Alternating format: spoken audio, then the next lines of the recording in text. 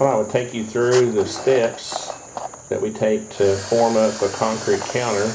This is the bar top for the pool house project, and you'll see that in a second.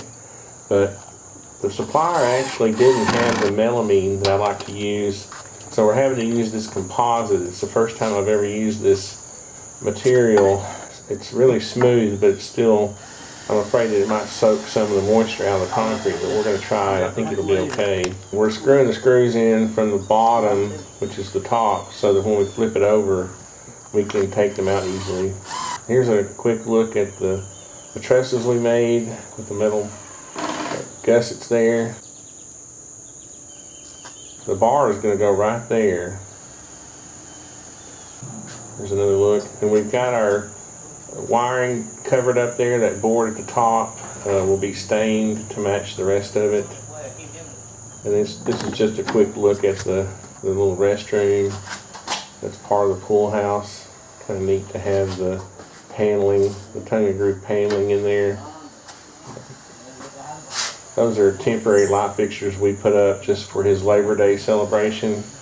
He was really happy that we got all that done and ready for, he had 30 or 40 people there, so he was happy.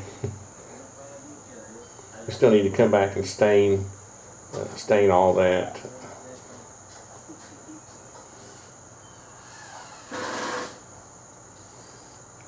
This is the little storage room. It's got the pump, the grinder pump in it, plumbing and electrical. My wife's doing dishes. I don't know if you can hear that or not. Go out of the way. A quick look at the pool. It's kind of cloudy that day. And again, here we are. I taped this joint just to try to keep the concrete from forming into it, because that joint will show through the concrete. And it's funny because it's hard to grind that out. The one thing you need to keep in mind when you're mixing up this concrete is to keep it as dry as you can. Don't put too much water in it. It's just 5,000 psi, commercial grade.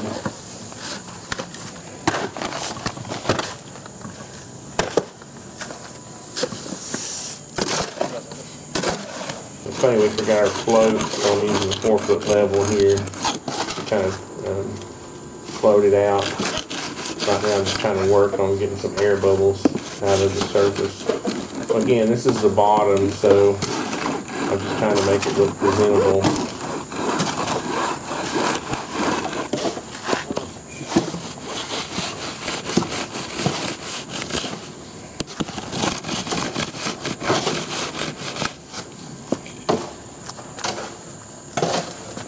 You can see there we've got the rebar. It's called we call it pencil rod. It's 1/4-inch rebars, 3 pieces.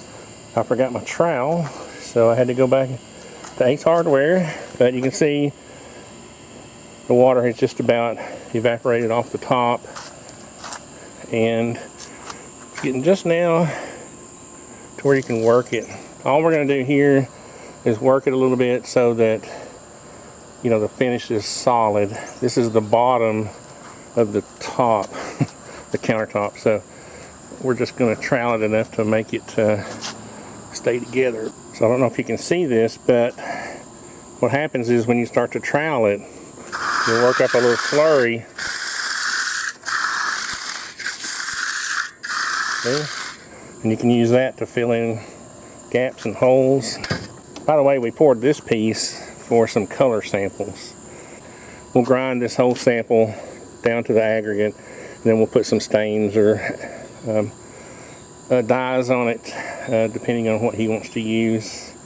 Let me see if I can get some of this. Yeah, perfect timing. See if I can show you the difference. Yeah, you can see where I've worked the surface a little bit there and not over there. The other thing I have to do is I kind of go around these edges and separate, make sure they're separated from the form, because if you don't, when you take the form off, that edge will break off. So you really need to kind of go around, and I've often thought they need to make a little edger for a top. But anyway, the best way to do this is to work yourself a slurry and then pull it over. See? Then you can use that slurry, which is mostly Portland cement and sand. You can use that to work the edge. See there, starting to work the edge a little bit. And I just want to separate it from the form. So you can see this half, I've got all of the edges fixed and getting ready to do that half now. You can see the difference. And you want to wait till the water kind of evaporates, but right as it does, you want to start this process because you don't want your slurry that you work up by troweling it to have too much water in it. You can see here, this is all dry looking. So as I start to separate this, I'll work my trowel down in there a little bit on the edge, and then I'll just break it back. But you see how dry it is. What I'm going to do is go out here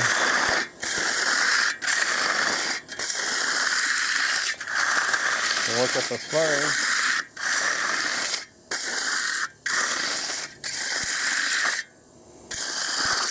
This did get kind of dry, so I can pull some of this slurry around here to help fix this, where these gravels are popping out.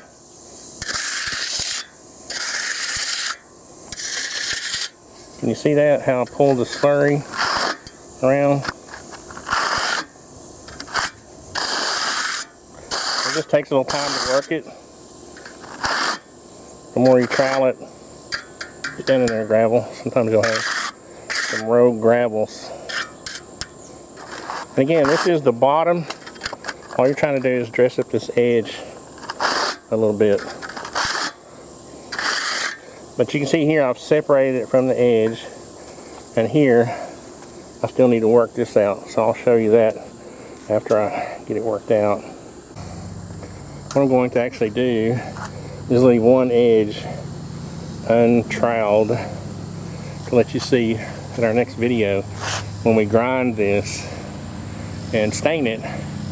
I'll let you see what the sample corner looks like as we take it out of the mold. So that's pretty good. And I'm going to cover it up with a tarp now because I don't want the water to evaporate too fast out of the concrete. Okay, sweet dreams, Countertop. So that'll end this part one, and we will see you when we come back to grind it.